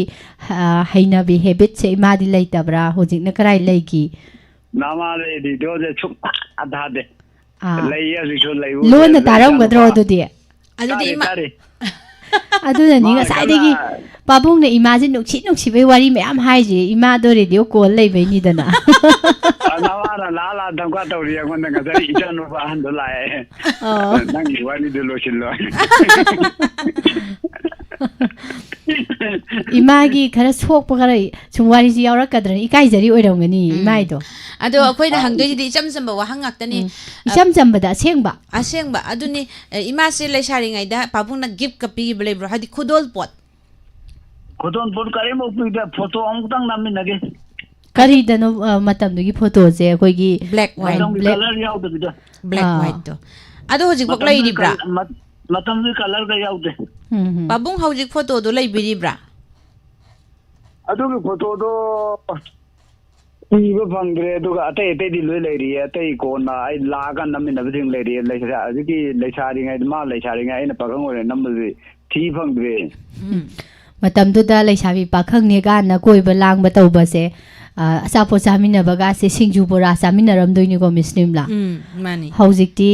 chicken chow chicken momo fast food na loi taw lai gre photo ga namina bje standard amane matamdugi oina oh yam nungai aduga pabung ngasai gi pabung na lila yorame na haise lila don se maming adum maming nai na yaubirak pra aduga kamai tawraga pabung se sigi lam sidagi atki lam sidagi kamai na nathai birakhibano kamai tawrakhibano du sai betang banbiramu pabung na lila se aina ji am pamjabane haji pado dum lila cinema dharma chigum ji am pamde aduda aina kolpa angang jangang taramanga ne buko kamai na no ngang taramanga tema ama lei gidraban nupi ni lolamba adugi angang tare lama pabunggi iyamba yamba degi adugi tare lama degi mo isi ma lukrawo halak payum dal padi mari ma igi mari ma ya mine taramanga de hona badanga sagi pamaga jo asmatam du wa jo wa ba Nanzigi ne ai hingna na hona ra lila ate pamna ai khuman gi akoi di Vishnu temple jatra ai che laina tormane adu lila do kai de imphalom da ga lag yaw de khan da ai yung lai man na thado pongong gi da bai tar adu pabung matam akoi lila maming jing do lekrak tar ba kang lei pa ai na adu thana de police na pha na ko kai gino pabung phari se lekrak tar ba kang lei pa matam da bishe thor gi irang yam kan li bishe thor gi adu gi wari de lor ga thana bli la ne ba adu lila do police na thana bi no na matam na ro la yam kan li kan bai nga sai gi pele kai phat pele moi matam ne hoi ado pabung adi mathang da aroi ba mi kup ta na ama adi mathang da Abdul Khan Saruk chapter 2 aina ama ahum lila ahum di thana ya sanar yam nungai jai pabung ngasi pabung na nasa singi program se tabira kan da pabung su saru ya biro puari nga tang sana ba se phangja ba se adugi matik nungai ba phaujai hai tare ko ai jo toge nga sai gi akhoi yum se mi wat ba ithai ga sakure nga sai gi ahal lo ram masi a ni mo ahal lo ga ithai ga sai na ya mo kan gi drai na ko kaisu kai de pabung punsi rol ni hai tare punsi rol na ma gi ban de lai ba du de ithai dum sa ge nga si de da du tor ko na ma phone putore me da sakto kadam ni imana ya ba pirei ne ado pabung hingnabagi mayam ama angang nubi mayam semakpagi lantheng na bire in haido pabung sinpham je kai kari pai bire matam dugi oina hojikti yam yamgre ko muslim la thabak tawinaba mi oina leite thabak noina mayam ta leire adu matam dugi di kari churam duino kari tom duino khangde ba khoina nga oingai tarakpada akoi gi kaino singda singchan bazat pa dagi kari akoi su salai da dudi sum hek khun hek taba wari da like te hek taba da thengna ba da ko adugumba dagi longbai chatpa ga hai kari suino di khangde ha ba adu babu chatpa hai je adu khangba ju khara yawe khoi gi sum yang loi ga na sum chana ba do sum awang lom da ko adu kari suino di khangde ba adu mai su ba chatli hai di taraga itham wirang puren da ka hai sida na ne dum ta da nung lengoi nik ba adu mai na dum tai ado pabungi oinadi kari sinpham bai birei kamai taw birei kari awaba no thengna birei se ai je okto thore ai ahamba Christmas ta perform pham na ma perform pham de gi adu kana ra de gi hotel hangna chothe kun da hotel jai ni halang man hang ba adagi khara dum hotel dagi dukan dagi okto ma mi sal thor me de okto do mo ai lawre ga den tawdna angang jing je dukan du go hotel du ga okto ji ga tawr ga laina ra ga hingak pane okay yam nungai jai babu hena nungai ba do oi babung ang asi thengna ba se ꯍꯣꯏ ꯍꯣꯏ ꯍꯧꯖꯤꯛꯇꯤ ꯏꯆꯥꯁꯤꯡꯁꯨ ꯂꯣꯏꯅ ꯊꯕꯛ ꯇꯧꯔꯦ ꯅꯨꯡꯉꯥꯏꯅ ꯏꯆꯥ ꯅꯨꯄꯤ ꯑꯅꯤꯁꯨ ꯃꯌꯨꯝ ꯄꯥꯟꯕ ꯂꯣꯏꯔꯦ ꯑꯗꯒꯤ ꯏꯆꯥ ꯅꯨꯄꯥꯁꯤꯡꯁꯨ ꯃꯌꯨꯝ ꯄꯥꯟꯕ ꯂꯣꯏꯔꯦ ꯏꯁꯨ ꯐꯪꯗꯅ ꯏꯆा ꯅꯨꯄꯥ ꯑꯇꯣꯝꯕꯅ ꯏꯟꯗꯤꯌꯥꯟ ꯑꯥꯔꯃꯤ ꯀ꯭ꯂꯥꯛ ꯑꯣꯏꯔꯤ ꯑꯣꯀꯦ ꯄꯥꯕꯨꯡ ꯋꯥꯅ ꯍꯣꯠꯅꯔꯛꯄꯗꯨꯅ ꯉꯁꯤꯗꯤ ꯄꯥꯕꯨꯡ ꯏꯆꯥ ꯏꯁꯨꯒꯤ ꯀꯨꯝꯍꯩ ꯌꯦꯡꯗꯅꯀꯣ ꯏꯆꯥ ꯏꯁꯨꯒꯤ ꯃꯈꯥꯗ ꯑꯃꯨꯛ ꯅꯨꯡꯉꯥꯏꯅ ꯂꯩꯕ ꯐꯪꯖꯔꯤꯅꯦ ꯍꯥꯏꯕ ꯄꯥꯕꯨꯡꯅ ꯃꯈꯣꯡ ꯁꯣꯝꯈꯤꯕꯗꯨꯅ ꯉꯁꯤ ꯑꯗꯨꯒꯤ ꯃꯍꯩ ꯆꯥꯕ ꯐꯪꯖꯔꯤꯅꯦꯕꯀꯣ ꯌꯥꯝ ꯅꯨꯡꯉꯥꯏꯖꯩ ꯄꯥꯕꯨꯡ ꯑꯗꯨꯝ ꯁꯔꯨꯛ ꯌꯥꯕꯤꯌꯨ ꯃꯇꯥꯡ ꯆꯥꯕ ꯀꯥꯟꯗ ꯏꯁꯩ ꯉꯪꯊꯣꯛꯄꯤꯌꯨ ꯔꯦꯗꯤꯑꯣꯗ ꯄꯨꯟꯁꯤꯔꯣꯟ ꯏꯁꯩ ꯃꯇꯦꯛ ꯑꯃ ꯁꯛꯇꯣꯛꯄꯁꯦ ꯑꯩꯈꯣꯏ ꯑꯗꯒꯤ ꯄꯥꯕꯨꯡ ꯍꯣꯏꯒꯤ ꯈꯛꯇ ꯅꯠꯇꯦ ꯃꯌꯥꯝ ꯂꯣꯏꯅ ꯆꯠꯅꯩ ꯀꯅꯥꯅ ꯀꯔꯤ ꯍꯥꯏꯅꯗꯣꯏꯅꯣ ꯍꯥꯏꯅꯕ ꯂꯩꯇꯦ ꯑꯗꯨꯅ ꯃꯇꯥꯡ ꯆꯥꯕꯗ ꯑꯗꯨꯝ ꯁꯛꯇꯣꯛꯄꯤꯌꯨ ꯉꯁꯤꯒꯤꯗꯤ ꯊꯥꯒꯠꯄ ꯐꯣꯡꯗꯣꯛꯆꯔꯤ ꯄꯥꯕꯨꯡ ꯌꯥꯝ ꯅꯨꯡꯉꯥꯏꯖꯩ ꯍꯣꯏ ꯏꯆꯥꯁꯤꯡꯗꯣ ꯅꯨꯡꯉꯥꯏꯕꯗꯣ ꯑꯐꯕꯗꯣ ꯑꯣꯏꯕꯤꯌꯨꯀꯣ ꯍꯣꯏ ꯄꯥꯕꯨꯡꯁꯦ ꯉꯁꯤꯒꯤ ꯑꯣꯏꯅ ꯑꯍꯟꯕ ꯑꯣꯏꯈ꯭ꯔꯦ ꯑꯍꯟꯕ ꯀꯧꯕꯅꯤ ꯑꯩꯈꯣꯏꯗꯤ ꯑꯍꯟꯕꯅꯤ ꯀꯧꯖꯔꯤꯁꯦ ꯍꯥꯏꯗꯤ ꯊꯧꯔꯝꯁꯤꯗ ꯑꯇꯩ ꯑꯇꯩ ꯏꯁꯩ ꯁꯛꯅꯁꯤ ꯈꯣꯠꯅꯁꯤ ꯑꯗꯒꯤ ꯇꯦꯂꯦꯟ ꯑꯍꯟ ꯃꯌꯥम ꯂꯩꯗ ꯁꯔꯨꯛ ꯌꯥꯕꯤꯌꯨ ꯇꯣꯏꯅ ꯐꯪꯕꯁꯤꯡꯗꯨꯗꯤ ꯑꯗꯨꯒ ꯁꯤꯒꯤ ꯑꯣꯏꯕ ꯄ꯭ꯔꯣꯒ꯭ꯔꯥꯝꯁꯤꯗꯤ ꯃꯌꯥꯝꯅ ꯑꯍꯜꯂꯣꯟꯒꯤ ꯊꯧꯔꯝꯅ ꯃꯌꯥꯝꯅ ꯄꯥꯝꯅꯔꯤꯕꯁꯤꯒꯤ ꯃꯒꯨꯟꯁꯦ ꯉꯥꯛꯄꯤꯌꯨ ꯍꯥꯏꯕꯁꯦ ꯊꯧꯔꯝ ꯇꯥꯕꯤꯔꯤꯕ ꯃꯌꯥꯝ ꯑꯗꯨꯒ ꯊꯧꯔꯝꯁꯤꯗ ꯅꯨꯡꯁꯤꯅ ꯁꯔꯨꯛ ꯌꯥꯕꯤꯔꯤꯕ ꯏꯃꯥ ꯑꯗꯨꯒ ꯄꯥꯕꯨꯡ ꯂꯩꯔꯤꯕ ꯃꯌꯥꯝꯗ ꯅꯆꯥ ꯑꯅꯤꯒꯤ ꯃꯥꯏꯀꯩꯗꯒꯤ ꯅꯣꯂꯨꯛꯆꯕꯅꯤ ꯍꯥꯏꯗꯤ ꯋꯥꯔꯤ ꯁꯨꯃꯥꯏꯅ ꯁꯥꯔꯒ ꯄꯨꯟꯁꯤꯔꯣꯟꯗꯣ ꯁꯨꯃꯥꯏꯅꯀꯅꯥ ꯇꯥꯔꯤꯕ ꯀꯔꯤ ꯇꯧꯔꯤꯕ ꯍꯥꯏꯗꯣ ꯈꯪꯉꯤꯗꯅꯀꯣ ꯋꯥꯔꯤ ꯁꯥꯟꯅꯔꯀꯥꯟꯗꯗꯤ ꯑꯗꯨꯅ ꯑꯗꯨꯒꯤ ꯈꯨꯗꯣꯡꯆꯥꯕꯗꯣ ꯄꯤꯃꯤꯟꯅꯁꯦꯅ ꯊꯝꯖꯕꯅꯤ ꯃꯌꯥꯝꯅ ꯋꯥꯔꯧꯕꯤꯔꯣꯏ ꯀꯣꯜꯁꯦ ꯃꯊꯪꯒꯤꯁꯤꯅꯦ ꯑꯍꯟꯕ꯭ꯔꯥ ꯑꯃꯟꯕ꯭ꯔꯥ ꯑꯃꯨꯛ ꯍꯜꯂꯣ ꯌꯦꯡꯊꯣꯛꯑꯁꯤ Good evening, sir. ꯀꯩꯅꯣ ꯍꯥꯏꯁꯤꯕꯣ ꯑꯩꯈꯣꯏꯁꯤꯕꯨ ꯁꯥꯔ ꯑꯣꯏꯅ ꯎꯔꯨꯔꯁꯤ ꯁꯥꯔ ꯑꯣꯏꯒ꯭ꯔꯦ ꯀꯩꯅꯣ I am sorry. Good evening, miss. ꯑꯃꯟꯕꯅꯤ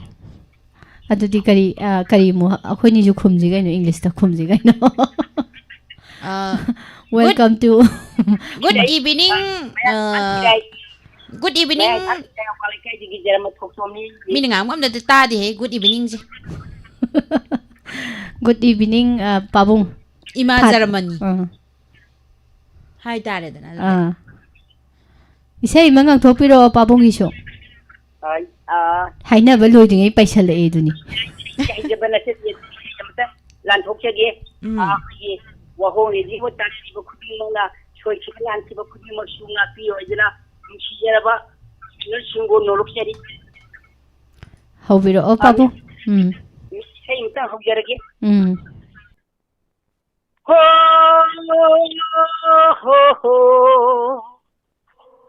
Thamoy hukibi nu jao nangon dengauri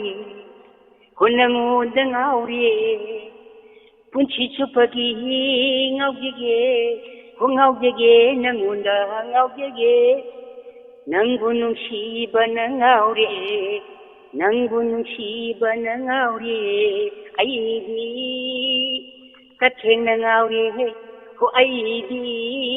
kathengnauri nangita khanbada ware nangita ningbada ware ho ho ho ho ho ho thamoy hukibi nu jao manglang khuding de chu laglam le nangdi manglang khuding de chu laglam le nangdi nijari nangi momo minuto ningsingli nangi momo minuto nangi sumhala mingna aibu ngauhalle nangi sumhala mingna aibu ngauhalle mapoksimagidi nangonda ngaujage mapoksimagi nangonda ngaujage ningsingduna talaire aigi punsina nungsiduna talaire nangu aita kini handang mapoksimadi nangonda ngaujarage ngaujarage punchi chupagi ngaujarage ngaujarage ho ho ho thamoi hukibi nu jao nangonda ngauri ngauri nangonda ngauri punchi chupagi ngaujagi ngaujagi nangonda ngaujagi nangu nungsibana ngauri ngauri ai tasyenga ngauri ngauri ngauri thamoi hukibi shanabi nangu shanabi nangu misal semua sendiri ho ho thamoi hukibi shanabi nangu ji isai ji nataba amta saklau kaidorage pabo nate sigumba isai nataba punsi isai sakna sakna ai chanaba nungsiba nangbu nangna chatpa khuding aina ko inaba nangna phamba khuding aina adum phamjaba sigumba isai ji nataba amta su saklau kaidorage adidi mi sama khaptan chete ke ngasigi di yarani pabung matam se am lairaktrebo mathangida oina tawbiro mathangida tawbiro ado mathangdadi hana phangbaga emta laukhatlaroi ming pansangra ngasi de haido orage akhoi somda question je hangning leiraga pabung oidi hana question du loi hangtokramina hangningai leitadana ngawe ba aduna mathangdadi hana phangiba jingja amta laukhatlaroi ngasi ming loi isalla thamhoramni thank you ado matang saba kanda pabung isai ama ima da sai thaba isai do nataba am salo ko hujima oirasu sakba yabagi santi gari isai hajaba isai matang sakkarake ni ngasi gi oina di pabung ngakpi rasi matam na loigibana ni ko thagachari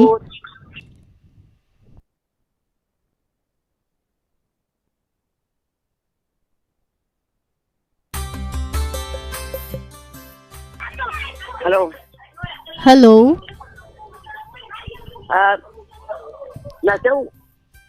Natau dagi na ima gi ming kai ko bige lagi ming di se kawe chap sai ima thaina di event pisak haiba ming jam kaunarami ko hauji tem ta kaunatre iben pisak ibetombi Janaki Chaubi ton dagi Guni Gunyeswari dagi tapi sana aw hai jini man I love you ado ma na tu ka jagi thorom yauni mani hidra yawgadawni ma yawgadawni ima hoine yawraktadi thorom ji kara mai sandok tuino aduna adaki phone net kai da sida la adang ya di la li le ba aduna ma ni sei ma lan thoke na khan ba lan thoi ma lan tho sei tu phajam am ta sak thoro se sei do thatke na khan ba si de hek cha ngang ba di lan bu ka angang ngai so ngang ngai thopu marai langjani sida di taroi imana sei sak podu khatani ta duise cao ra thì mình xây những sinh như vậy thì cha thì cuốn đi người ta thì chỉ vẫn như gì ra những sinh ngồi mà tức là cái là kia là hai bữa kia nhầm từ đây là duy lạc thì số là đi lạc cái đâu ni mà lạc cái đâu ni ima hồi bu ở su tận giá mình ra sao mà được can đó sa Bulian ga sa Wujid ga cha Puspa ga malam yang jam mungkin sebenarnya guys ya itu semua ya sana pak imagi ima ni saya masage ko saktoro ima haurage munsigi saina akan ba Ninggairaba maina Yasidi Aidi Kunti Tanggul tanah sagidu Tanggul tanah sagidu Tanahna inggada Naitum tara puntida Tanahna inggada Naitum tara puntida Nungsiba mahakirana Awabakum irari Nasibi aidi punsike Tanggung tanah sangido Tanggung tanah sangido Punsiki sayna akan ba Hingga kali Raba pusida Nasibi aidi punsike Tanggung tanah sagidu Tanggung tanah sagidu Dai dia mah thamage matik hao ngai kuo ayo nakata raida makatar o maka do imari dai lukinan ai ngang ringo na hanjile emo kara hanjile ba khara hanjila kani ai ngang ringo do hanjile khara hanjila kani ma khara khangsi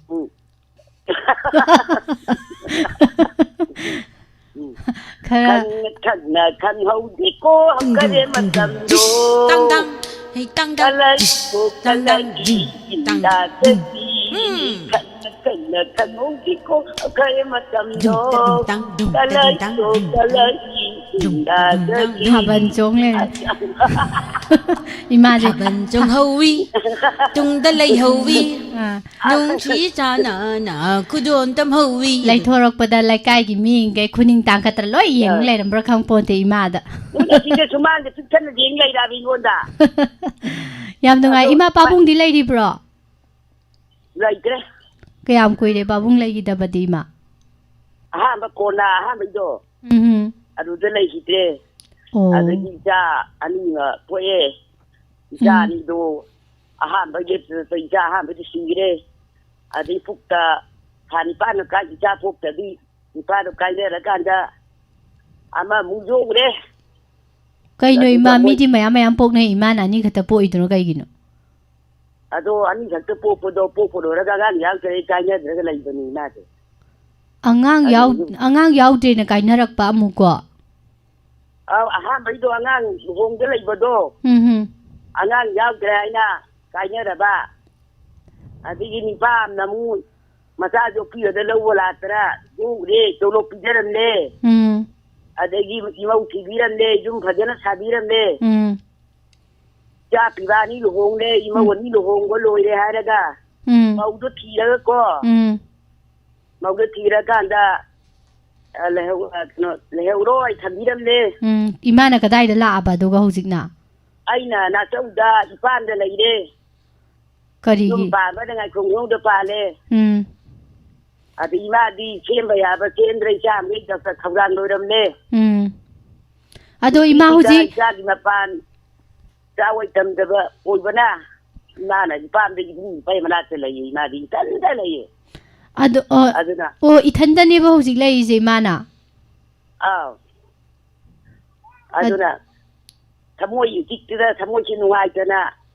lai ba wo ye ma di lai ba khi da ba ne adun sura mana thakuru ka hai ba do mana kauna thak chai yim da ha din se da noi mama da amata dikat la gaina ha da thami ri mana hoi ima do wari sunungai ri ngai kong lo di mana din na ye ꯃꯪꯂꯦꯟꯗꯤꯅ ꯑꯗꯨꯒ ꯂꯥꯛꯃꯤꯟꯅꯒꯦ ꯍꯣꯏ 이마디 이자기 마반자 펑드가나 와칸 픽타이도 픽타가노 이마 미판 땅다나 이돔 미곤데 예때네 힝이도 아도 못 파발 레이트람네 아도 호지티 ꯍꯣꯏ 이마디 거나 fat사래 ꯂꯧꯁꯤꯡ ꯀꯨꯝꯃꯦ ꯀꯦꯟ ꯇꯥꯟꯕ ꯂꯦꯞꯇꯦ ꯑꯗꯨ ꯏꯆꯥꯒꯤ 이나ꯛꯇ ꯂꯥꯛꯄꯁꯤꯗ ꯉꯝꯗ꯭ꯔꯦꯕ 마라이는 감자라까니 데이마 아도 누시비바두다부네 아둠 탐비요 농부 누시라디 누시바기 마낙다 쳇바제 노무 나트라가 노마 아둠 단자 아마 팡바간다고 아둠 우나라다바니 아둠 탱나라다바니 누시바두다네 랭다나 아둠 탐비요 아도 이마 와론데서 우닝 여러분들 사진에서 폰 떠보도 가게 떠들어 짝만 떠서 이마 좀더 한마게 코 이마 이마 마 코니 마 kainом다가 항아오기게 항아하고 하요 바붕 이마기 레샤링의 와리도 허지기 와리 왜 로이 사도 마자 그 레샤링의 와리도 기타 사나 허지게 더게 야야 나게 이건 디바 머리 만웅다 간도 야we 봐 나이 톰 찾기 간도 야부지다 양 누나 떠나 juk ꯂꯩꯖꯋꯥꯅꯤ ꯉꯥꯅꯤ ꯏꯄꯥꯒꯤ ꯅꯨꯡꯉꯥꯏꯕ ꯃꯁꯛ ꯈꯪꯗꯅ ꯕꯂꯕꯨꯛ ꯒꯝꯍꯥꯡ ꯃꯁꯛ ꯈꯪꯗꯅ ꯅꯨꯡꯉꯥꯏ ꯂꯩꯔꯛꯑꯦ ꯆꯍꯤ 13 ꯁꯨꯕꯒꯤꯗ ꯐꯥꯕꯤꯔꯕ ꯄꯥꯕꯨꯡꯅ ꯐꯥꯕꯤꯔꯤꯕ ꯏꯃꯥꯁꯦ ꯅꯨꯡꯉꯥꯏꯇꯦꯗ ꯀꯣꯏꯅꯕꯅ ꯀꯣꯏꯅꯔꯒ ꯑꯃꯅ ꯗ꯭ꯌꯨꯇꯤ ꯆꯠꯂꯒ ꯗ꯭ꯌꯨꯇꯤꯗꯨꯅ ꯐꯥꯔꯕ ꯃꯔꯤꯔꯛ ꯐꯥꯔꯒ ꯂꯨꯍꯣꯡꯕꯤꯔꯦ ꯑꯗꯨ ꯐꯥꯕꯁꯦ ꯏꯃꯥ 누빠는 파바제 빵다이 빵다기브라 이마 아디기 레마타타 라이루데 자나도로 아니 포바바 자나도니 포바 라이루라 간다 시타바타 아이 파데 सरकारी सबक तवे इनी बो दुकान फमे नुगादी चालू इदेदा इदिना लास्ट इचानी जो लेसिकरे मतुंग काइनेरादा 이자기 마판 이와기 마판 싸워 뱉던데버리라 사는 수저라가 마 갈림과게다 수바 갈리나 호이 통나 레요 이마 통나 레거담니 누피나 통나 레라간다 하루 거저시나 저두동 몰라네 예 징나티네 이거 탱나로 이마나 레이도가 사로이 잘리도 마이케도 만나라마로 누시 니 마이 와리지 그마이나 와항지 그마이 항도이나 또이지 아도 아도나 아이세 인간게 전도 tum마비나 갑갑들라예 마 까리기 마 까피노 삐바무드로 그래도 왜 갑? 가 하이버도 저님만데 갑이가 착도기 레이저가 갑이바 시바시디 아이는 시바시디 파파바 있잖아 제책파 프로그램 올레는 오빠 잘 올레는 오빠 있잖아 제책부치 시바시디 시만지가 폰다디 우이버거 또 이들라니 아도 이마 갑가누고 갑바두디 나사 마얌 레이버 마얌세 폭닝 한다기니 아도나 갑바야데 통나 레게담니 마마 오이비 해시디 통나 레게담니 아도가 이마 호이기 통나도 어코이나 무 마타우 tam하우도니 해용와이 kana khange akhoi da su ima da tai da sa do akhoi leri mayam se tar oi haningai leite aduna adu hujikti amu as ai je yam asuk yam wa na su am kaino tauna sang na hingdoi saruk pudi sido khrage ga na suicide hekta tawdoi ne ba aduna ima hoi su mayam wa na leire I wa na hona ra I haibado ngasi su mayam do sem sa loiramaga ima thona leina su nom da nei thanta leiri haiba paujel se mayam da sando ga di adumaina ima do no waba mayam do pukning kaino tawdoineba chauthoktoineba moisu ai khakta na te mi mayam su leina haibado khandoineba duna jarba tomodo tolo pan singta zadra chapi ibai khalal made tara zadra ibai khalal atom di sibai khalakanda matu thi badigi ahum lak tentra ahum lak thigala phagoda ya da sabak to kale ure ai chem da binate koi mai diba no de chemami adu moina ai che moji mawada pupung mama na sabadina onin da hai tare tawdi ꯄꯣꯛꯇꯕꯒꯤ ꯅꯠꯇꯦꯗ ꯏꯃꯥ ꯍꯥꯏꯗꯤ ꯍꯧꯖꯤꯛꯀꯥꯟꯒꯤ ꯃꯇꯝꯒꯤ ꯅꯨꯡꯁꯤꯕ ꯄ꯭ꯔꯦꯝ ꯍꯥꯏꯁꯤꯗꯤ ꯃꯃꯤꯡ ꯈꯛꯇ ꯉꯥꯏꯍꯧꯔꯕꯒꯨꯝꯕꯅꯤ ꯑꯌꯥꯝꯕꯅ ꯉꯍꯥꯟꯋꯥꯏꯗꯤ ꯑꯩꯒꯤ ꯄꯥꯔꯤ ꯁꯝꯕꯟ ꯑꯩꯒꯤ ꯃꯔꯤ ꯃꯇꯥꯒ ꯍꯥꯏꯁꯦ ꯌꯥꯝ ꯅꯨꯡꯁꯤꯅꯕ ꯃꯔꯤ ꯑꯃ ꯂꯩꯔꯝꯒꯨꯝ ꯇꯧꯗ꯭ꯔꯥ ꯍꯧꯖꯤꯛꯇꯤ ꯌꯥꯝꯃꯟꯗꯅ ꯂꯥꯏꯊꯣꯛꯄ꯭ꯔꯥ ꯀꯩꯅꯣꯝ ꯇꯧꯔꯦ ꯑꯗꯩ ꯃꯤꯁꯨꯁ ꯄꯔꯥꯅꯤ ꯉꯍꯥꯟꯋꯥꯏꯗꯤ ꯌꯦꯟ ꯊꯣꯡꯕ ꯆꯥꯕꯒꯁꯦ ꯃꯩꯇꯩ ꯌꯦꯟꯁꯤ ꯆꯥꯕꯁꯤ ꯑꯩꯈꯣꯏꯒꯤ ꯆꯍꯤ ꯑꯃꯒꯤ ꯃꯅꯨꯡꯗ ꯏꯃꯥ ꯌꯦꯟ ꯄꯜꯂꯦꯅ ꯁꯥꯎꯕꯤꯅꯨꯀꯣ ꯁꯨꯝ ꯄ꯭ꯔꯃꯥꯟ ꯑꯣꯏꯅ ꯍꯥꯏꯖꯕꯅꯦ ꯌꯦꯟ ꯊꯣꯡꯕ ꯆꯥꯔꯅꯤꯅ ꯄꯤꯛꯏꯉꯩꯗꯨꯗ ꯉꯁꯤꯗꯤ ꯌꯦꯟ ꯊꯣꯡꯕ ꯆꯥꯔꯅꯤꯅ ꯅꯨꯡꯇꯤꯒꯤ ꯉꯟꯅ ꯇꯨꯝꯃꯝꯕꯗꯣ ꯅꯨꯃꯤꯠꯇꯨꯗꯤ ꯇꯨꯝꯗ꯭ꯔꯤꯕꯅꯤ ꯇꯨꯝꯃꯣꯏꯗꯣꯏꯅꯤ ꯑꯗꯩꯗꯤ ꯆꯥꯛꯁꯨ ꯍꯦꯟꯖꯟꯗꯣꯏꯅꯤ ꯉꯍꯥꯟꯈꯩ ꯊꯣꯡꯕꯩ ꯆꯥꯡꯗꯨꯗꯒꯤ ꯃꯒꯨꯟ ꯂꯩꯅ ꯌꯦꯟ ꯀꯗꯤ ꯆꯥꯔꯝꯃꯦꯕ ꯌꯥꯍꯧꯁꯨ ꯉꯟꯗꯣꯏꯕ ꯆꯔꯥ ꯋꯥꯅꯕꯒꯤ ꯑꯗꯨꯅꯦ ꯑꯗꯨꯒꯤꯗꯃꯛꯇ ꯑꯗꯨꯃꯥꯏꯅ ꯌꯥꯝꯅ ꯇꯥꯡꯅ ꯆꯥꯅꯩ ꯑꯗꯨꯒ ꯍꯧꯖꯤꯛꯇꯤ ꯀꯗꯥꯏꯗꯒꯤ ꯅꯣꯡꯃꯒꯤ ꯑꯗꯨ ꯋꯥꯠꯄ ꯌꯥꯗꯕ ꯉꯥꯛꯇ ꯉꯥꯏꯔꯦ ꯍꯧꯖꯤꯛꯀꯥꯟꯗꯤꯀꯣ ꯃꯩꯇꯩ ꯌꯦꯟꯁꯨ ꯆꯥꯅꯗ꯭ꯔꯦ ꯍꯧꯖꯤꯛꯇꯤ ꯕꯣꯏꯂꯔꯅ ꯃꯍꯨꯠ ꯁꯤꯟꯈ꯭ꯔꯦ ꯃꯄꯥꯟꯂꯣꯝꯒꯤ ꯌꯦꯟꯅ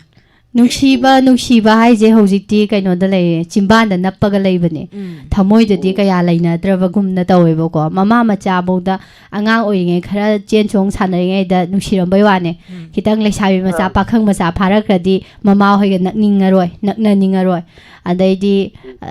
ꯃꯥꯏꯒꯤ ꯃꯣꯕꯥꯏꯜ ꯐꯣꯟ ꯑꯃꯃꯝ ꯄꯥꯏꯔꯒ ꯃꯆꯥꯅꯨꯄꯥꯗꯨꯁꯨ ꯃꯥꯏ ꯈꯪꯅꯖꯕꯤꯒꯤ ꯗꯃꯛꯇ ꯂꯦꯞꯈ꯭ꯔꯅꯤ ꯏꯃꯥꯗꯨ ꯄꯤꯔꯣꯅ ꯈꯨꯗꯣꯜ ꯄꯤꯗꯣꯏ ꯇꯧꯗꯣꯏꯅꯤ ꯅꯠꯇ꯭ꯔꯥ ꯅꯨꯡꯁꯤꯕꯁꯦ ꯊꯩꯗꯣꯛꯈ꯭ꯔꯕꯅꯦꯕ ꯑꯗꯨꯝ ꯊꯩꯗꯣꯛꯈꯤꯗꯣꯏꯅꯤ ꯈꯔ ꯊꯩꯗꯣꯛꯈꯤꯗꯣꯏꯅꯤ ꯑꯗꯩꯗꯤ ꯐꯤꯂꯝ ꯑꯃ ꯄꯨꯟꯅ ꯇꯤꯚꯤ ꯃꯃꯥꯡꯗ ꯀꯥꯞꯃꯤꯟꯅꯔꯒ ꯌꯦꯡꯉꯒ ꯅꯣꯛꯇꯅ ꯅꯨꯡꯁꯤꯅꯕꯒꯤ ꯀꯩꯅꯣꯗꯣ ꯂꯩꯇ꯭ꯔꯦꯕ ꯍꯧꯖꯤꯛꯇꯤ ꯄ꯭ꯔꯦꯝꯗꯣ ꯂꯩꯇ꯭ꯔꯦꯕ ꯑꯗꯨꯅ ꯃꯣꯕꯥꯏꯜ ꯄꯥꯏꯔꯒ ꯆꯨꯏꯇꯤ ꯆꯧꯈꯠ ꯈꯔ ꯌꯦꯡꯉ ꯈꯔ ꯅꯣꯛꯈꯤꯔꯒ ꯅꯣꯡ ꯉꯥꯟꯕ ꯉꯥꯏꯈꯤꯕ ꯅꯣꯡ ꯉꯥꯟꯈꯤꯕ ꯑꯗꯨꯝ ꯍꯧꯈꯤꯕ ꯑꯗꯒꯤ ꯃꯥꯏꯒꯤ ꯂꯩꯔꯤꯕ ꯄꯥꯏꯔꯤꯕ ꯁꯤꯟꯐꯝꯗꯨ ꯑꯗꯨꯝ ꯅꯪꯅꯕ ꯑꯗꯨꯝ ꯆꯠꯅꯈꯤꯕ ꯑꯗꯩ ꯅꯨꯄꯤꯁꯨ ꯑꯗꯨꯝ ꯃꯌꯨꯝ ꯄꯥꯟꯕ ꯃꯇꯝ ꯌꯧꯔ ꯑꯗꯨꯝ ꯄꯥꯟꯈꯤꯕ ꯌꯦꯡꯐꯝ ꯊꯣꯛꯄ ꯅꯨꯡꯁꯤꯅꯗꯦ ꯍꯥꯏꯔꯒ ꯌꯦꯡꯅꯗꯦ ꯍꯥꯏꯕꯒꯤꯕꯨꯗꯤ ꯅꯠꯇꯕꯀꯣ ꯃꯥꯏꯒꯤ ꯃꯊꯧꯅ ꯃꯥꯏꯒꯤ ꯊꯕꯛ ꯊꯧꯔꯝꯗꯨꯅ ꯑꯗꯨꯝ ꯀꯩ ꯍꯥꯏꯇꯥꯔꯦ ꯂꯥꯞꯊꯣꯛꯅꯔꯛꯄꯅꯦ ꯍꯥꯏꯇꯥꯔꯦꯀꯣ ꯑꯗꯨꯒ ꯊꯕꯛ ꯆꯤꯟꯕ ꯍꯥꯏꯔꯒ ꯊꯕꯛ ꯁꯪꯕ ꯃꯤꯁꯨ ꯂꯩ ꯆꯤꯟꯗꯕꯤꯗ ꯁꯪꯕꯁꯨ ꯂꯩ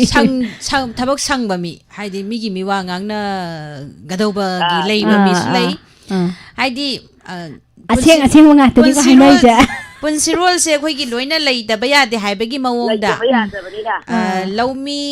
ꯗꯣꯛꯇꯔ ꯏꯟꯖꯤꯅꯤꯌꯥꯔ ꯑꯗꯒꯤꯗꯤ ꯗꯨꯀꯥꯟ ꯐꯝꯕ ꯒ꯭ꯔꯣꯁꯔꯤ ꯇꯧꯕ ꯑꯗꯒꯤ ꯕꯤꯖꯤꯅꯦꯁꯃꯦꯟ ꯁꯨꯃꯥꯏꯅ ꯃꯈꯜ ꯁꯨꯅ ꯂꯩꯔꯤꯕ ꯁꯨꯃꯥꯏꯅ ꯃꯤꯋꯥ ꯉꯥꯡꯅꯅꯕꯁꯨ ꯑꯗꯨꯝ ꯂꯥꯏꯅ ꯁꯤꯟꯕꯤꯔꯛꯄ ꯑꯗꯨꯝ ꯂꯩ ꯑꯩꯈꯣꯏ ꯍꯥꯏꯁꯦ ꯏꯃꯥ ꯉꯁꯤꯗꯤ ꯑꯆꯨꯝꯕ ꯑꯁꯦꯡꯕ ꯉꯥꯛꯇꯅꯤ ꯍꯥꯏꯅꯩꯁꯦ ꯑꯍꯜ ꯂꯣꯟꯒꯤ ꯊꯧꯔꯝꯗꯗꯤ ꯃꯤꯅꯝꯕ ꯌꯥꯗꯦꯕ ꯂꯣꯏ ꯑꯁꯦꯡꯕ ꯂꯣꯏ ꯍꯥꯏꯒꯗꯕꯅꯦꯕ ꯑꯗꯨꯅ ꯏꯃꯥꯒꯤ ꯄꯨꯟꯁꯤ ꯋꯥꯔꯤ ꯑꯁꯦꯡꯕ ꯂꯤꯊꯣꯔꯛꯏꯁꯦ ꯉꯁꯥꯏꯒꯤ ꯑꯩꯅ ꯊꯦꯡꯅꯔꯛꯄ ꯑꯩꯅ ꯇꯧꯔꯛꯄꯗꯣ ꯃꯌꯥꯝꯗ ꯇꯥꯍꯟꯕ ꯈꯪꯍꯟꯕꯗꯨꯅꯦꯕ ꯑꯗꯨꯅ ꯑꯣꯏꯗꯕꯗꯨꯕꯨꯗꯤ ꯍꯥꯏꯕ ꯌꯥꯗ꯭ꯔꯦꯗꯅ ꯑꯣꯏꯗꯕ ꯍꯥꯏꯔꯨꯕ ꯃꯇꯝꯗ ꯏꯃꯥꯅ ꯀꯔꯤꯒꯨꯝꯕ ꯑꯣꯏꯗꯕ ꯍꯥꯏꯔꯨꯔꯦꯅ ꯈꯜꯂꯨꯅꯦ ꯏꯃꯥꯒꯤ ꯈ꯭ꯋꯥꯏꯗꯒꯤ ꯅꯛꯅꯕ ꯑꯃꯅ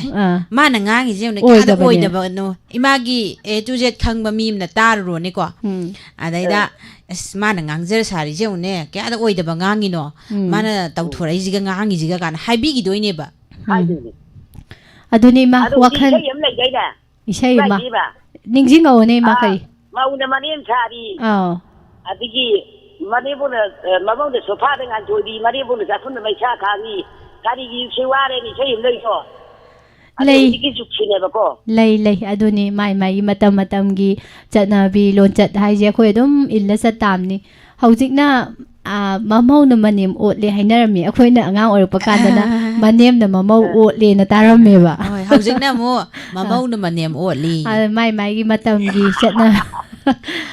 ꯊꯥꯏꯅꯗꯤ ꯃꯣꯏ ꯃꯅꯦꯝꯕꯣꯛꯇꯣ ꯌꯥꯝ ꯐꯠꯇꯦ ꯃꯃꯧꯗꯣ ꯌꯥꯝ ꯑꯣꯠꯄꯤꯌꯦ ꯀꯥꯏꯅꯀꯣ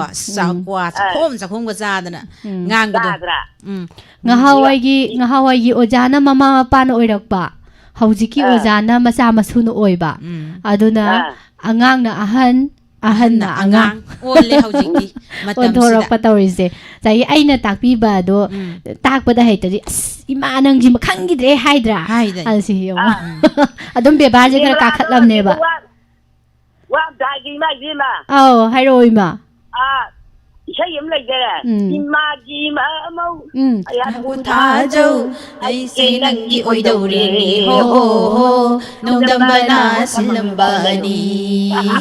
Imagi mamo. Adune onare. Hojikandi onare. Aduna hojikti poppy pambi thajangrabanina uwa loina anthaikrabanina weather environment change tawre aduna nong chugadaba matamda chudre aying manungsi silaktadra mi jinge makok si loi sare natra nong chuga matamda chudre sarakadaw matamda sadre ingadaw matamda ingdre natra aduna onare matam mamada aikhoina khangjarakpada piklinge khoi angang oiringe matamda aidi durga puja matamje leisin dhadana pukhi da kumbangam naramde inge kai de no charu utmai thada ti e hujiti karai di charu bu ugidre aidi yumthong khudingi charu iku je dum leirami ko hujiti pang thamdre chari iku hairaga nokphadi ama leibado akoi ibung joseph ka iche nandrani ibung oira moida pabung oira ngani pabung joseph ka iche nandrani moi tawbudo kariba magi mamingdo adaida ada charu iku o Pabung Olenga, Pabung Olenga. Ada charu iku mleije bro kaino charu iku budo. Mathalom da gila ko do. Charu iku ji khangdriba. Kaino gi. Ada charu ma payem leije khangbra. Khange asidai da ne do. Adune ba hadi yam thina chance oigrabane ba koino jik lai sidi. Kadai yam oi babu ne oi hai ta yam thina oire imung amadagi hauraga समाज की चटनाबीदुदी तोथोख्रोबको आइगी इमुंगदगी होंगिबा खुहोंगजे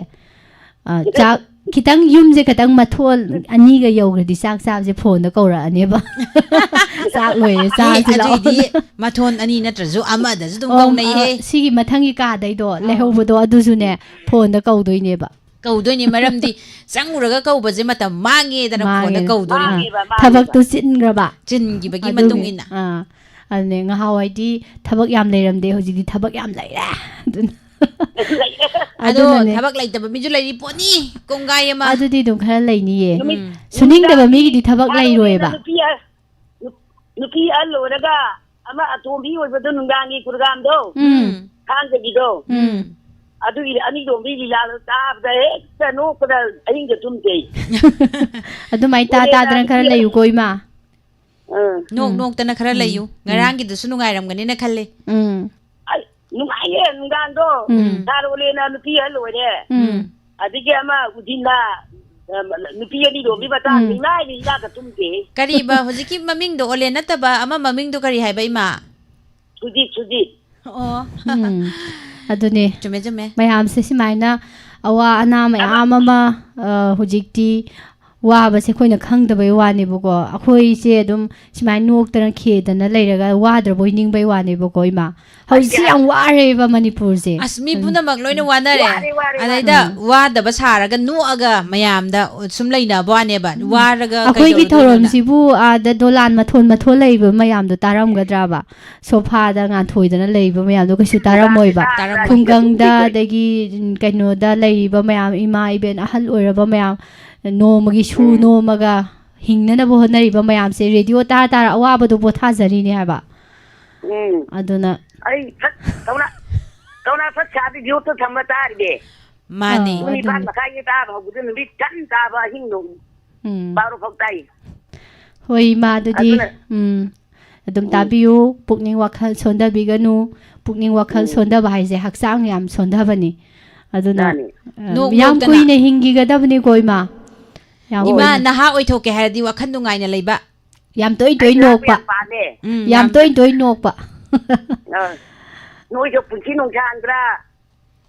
isorgi chahi ana bola pagi di punchi nong chandra akoi di haina gre chahi chamaga kuncha nipu yankhai bodi ado yankhai bak hai bane ba ado yankhai bak di yar roi kuntra bak ti pirage na hare adu maina daudana laigi dori bane yare koi manga sigi di mathang amuk thengna si ko ado imana su aroi boy re thagat sari imana su aroi bane chahi ana bola ko te isa ting jo punchi nong chandra na ti ke palla de seba to bang ambo biyo imana bor pire oisage ma thagat sari nupiya ahal oiba ka to yai ma ta ba no ko da ahin ga tumde adum mathang tawrakadoi ni ma taw ko taba lepa yade ko thagatjari ima